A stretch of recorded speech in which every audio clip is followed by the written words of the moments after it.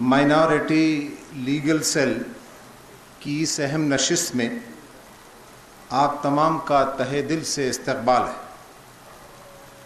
اللہ رب العزت کا بڑا ہی کرم اور احسان ہے کہ اس نے ایک انتہائی اہم اور اپلائیڈ موضوع پر معززین شہر سے تبادلہ خیال کا موقع عنایت فرمایا۔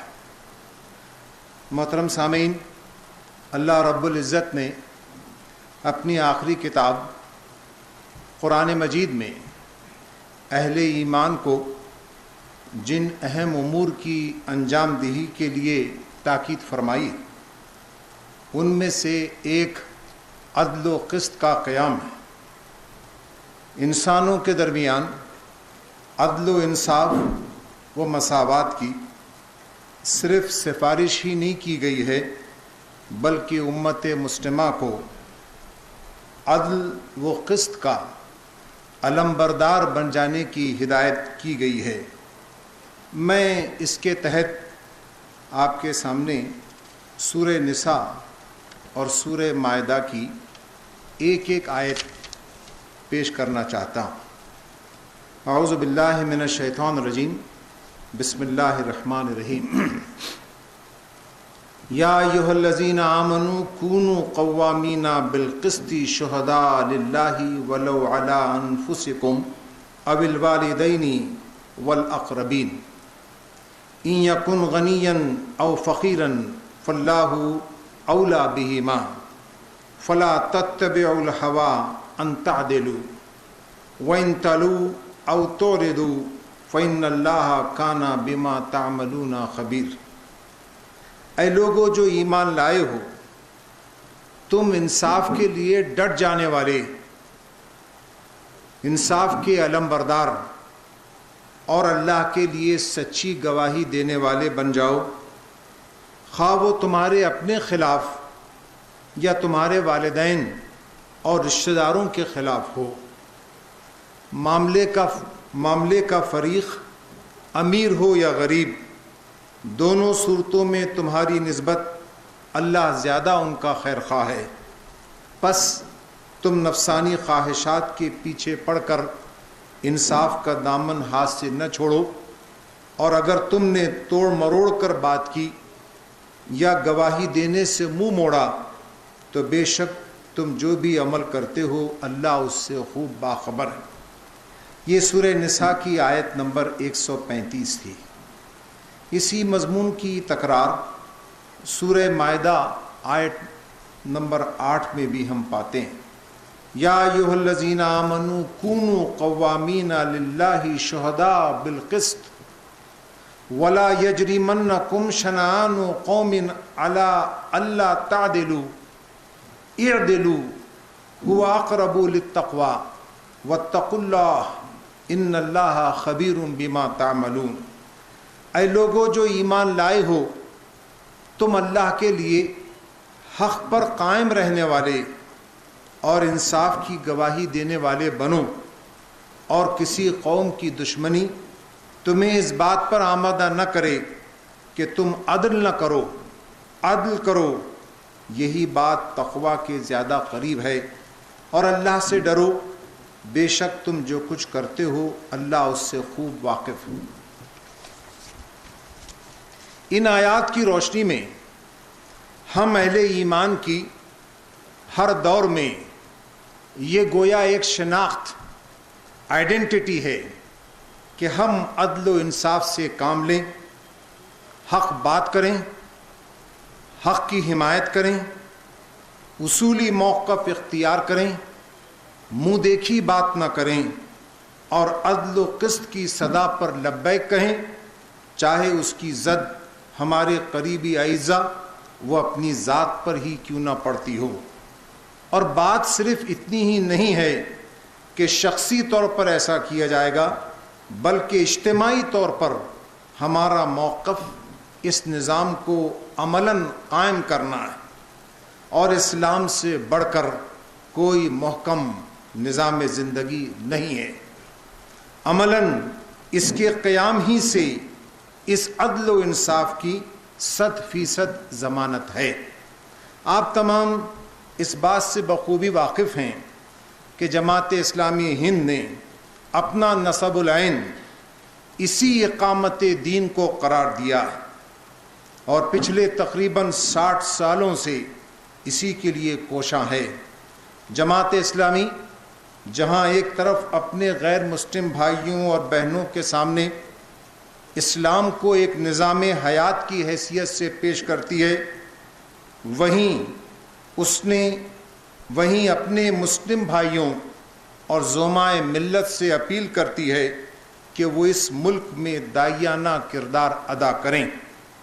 ساتھ ہی امت مسلمہ کے جتنے مسائل ہیں اس میں جماعت اپنی سی پوری توجہ کیے رہتی ہے اور ان کے حل کے لیے اپنی بساط بھر کوشش میں مسلمانوں کے تمام مکاتب فکر کے زعماء و افراد کو ساتھ لے کر مسلمانان ہند کے مسائل کی یکسوئی کے لیے کوشاں رہتی ہے۔ ملک عزیز ہندوستان میں عوام الناس کو قانونی تحفظات اور کمزور طبقات کے لیے عدل و انصاف کی یقین دہانی موجود ہے اور اس کے لیے عدلیہ جوڈیشیری کا ایک سسٹم نافذ ہے۔ اپنی کمزوری ہم یہ محسوس کرتے ہیں کہ ہم بحیثیت امت مسلمہ اس سسٹم کی اسٹیپس اور نمایاں پہلوؤں سے پوری طرح واقف نہیں، اور ضرورت اس بات کی شدت سے محسوس کی گئی کہ اس عدم واقفیت سے ہم قانونی طور پر ملنے والی کئی ضمانتوں سے یوں ہی محروم رہ جاتے ہیں۔ جماعت اسلامی اپنے شعبہ خدمت خلق کے تحت کی جانے والی چند کوششوں میں اسے بہت اہم قرار دیتی۔ میں اس موقع پر جماعت اسلامی ہند کی خدمت خلق کی پالیسی آپ کو سنانا چاہتا ہوں، جو ہندوستان کی مختلف زبانوں میں پرنٹڈ موجود ہے۔ جماعت اسلامی ہند حلقہ مہاراشٹر کی نئی پالیسی و پروگرام کے تحت شعبہ خدمت خلق کی شق نمبر 4 درج ذیل ہے۔ الفاظ اس کے یہ: غیر عادلانہ قوانین کی غلط تعبیر، نیز حکومتی مشنری اور پولیس کی زیادتی اور غیر قانونی اقدامات کے شکار افراد کو قانونی امداد فراہم کرنے کے لیے مرکزی و ریاستی سطح پر کوشش کی جائے گی۔ مظلومین کی قانونی امداد کے علاوہ عامۃ الناس کو ان قانونی تحفظات بشمول رائٹ ٹو انفارمیشن سے بھی واقف کروایا جائے گا جو اصولاً ہر شہری کو حاصل ہیں لیکن اکثر و بیشتر پامال کیے جاتے ہیں۔ جماعت اپنی پالیسی کو نافذ کرنے کے لیے مختلف شعبوں کو قائم کرتی، چنانچہ اس پالیسی کی روح سے شعبہ خدمت خلق اورنگ آباد نے طے کیا کہ ضلع کی سطح پر ایک مائنورٹیز لیگل سیل تشکیل دیا جائے گا جو قانونی ماہرین پر مشتمل ہوگا اور مظلومین کی قانونی امداد کے علاوہ عامۃ الناس کو قانونی تحفظات فراہم کرے گا۔ یہ بات عرض کرتے ہوئے میں صمیم قلب سے مالک کائنات کا شکر ادا کرتا ہوں کہ جیسے ہی ہم نے اس کے تحت اورنگ آباد کے وکلاء حضرات سے رجوع کیا، کانٹیکٹ کیا، انہوں نے اس کا بڑی گرم جوشی سے استقبال کیا اور نتیجتاً یہ موجودہ نشست اپنی انہی کوششوں کی ایک اہم کڑی۔ سیل کے قیام کا پس منظر، اس میں پہلی چیز یہ جو اس کا محرک تو حدیث نبوی صلی اللہ علیہ وسلم کہ جو مسلمانوں کے مسائل سے دلچسپی نہیں رکھتا وہ ہم میں سے نہیں۔ میں سمجھتا ہوں کہ ایک خوفناک قسم کی دھمکی ہے اللہ کے رسول صلی اللہ علیہ وسلم کی جانب سے ہم تمام اہل ایمان کے لیے، کہ وہ جو اس کو مسلمانوں کے مسائل سے دلچسپی نہ ہو وہ ہم میں سے نہیں۔ تو سب سے پہلی یہی چیز محرک بنی، اور ہم نے اسی چیز کی دہائی دی، اسی چیز کے تحت اپنے وکلا حضرات سے درخواست کی، الحمدللہ انہوں نے اسے قبول فرمایا۔ دوسری چیز، دہشت گردی اور لا اینڈ آرڈر کے نام پر بلا تحقیق نوجوانوں کو پکڑ دھکڑ اور ان پر ہونے والی ظلم و زیادتیوں سے ہم سب آگاہ ہیں۔ کوئی وقی اور منظم اجتماعی کوشش اس وقت نہیں کی جا رہی ہے۔ نتیجتاً جو لوگ قید و بند کی صعوبتیں برداشت کر رہے ہیں، ان کے علاوہ ان کے متعلقین بھی ایک مسلسل اضطراب اور بے چینی کا شکار ہیں۔ دوسری چیز، پولیس انکاؤنٹرز کے تحت مسلم نوجوان ہی زیادہ تر پولیس کی مظالم کا شکار بنتے جا رہے ہیں اور ہماری کوئی سنوائی نہیں۔ تیسری چیز، مسلم ملت اہم قانونی اصطلاحات سے ناواقف، نتیجتاً گرفتاریوں کے مواقع پر اور پولیس کارروائیوں کے دوران وہ زیادہ ہی پریشان ہو جاتے ہیں۔ اس لیے اہم قانونی اصطلاحات، آئی پی سی کی اہم دفعات، فوجداری قوانین، P C R, M C R, cognizable اور نان کوگنیزبل، تفتیش، چارج شیٹ، گرفتاری، ایف آئی آر وغیرہ جیسی اصطلاحات سے آگاہی ضروری ہے۔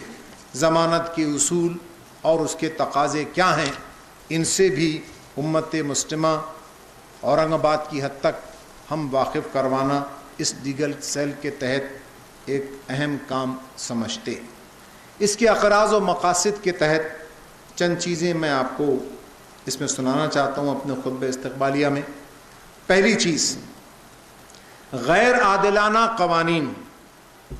قوانین کی غلط تعبیر نیز حکومتی مشنری اور پولیس کی زیادتیوں اور غیر قانونی اقدامات کے شکار افراد کو قانونی امداد فراہم کرنا۔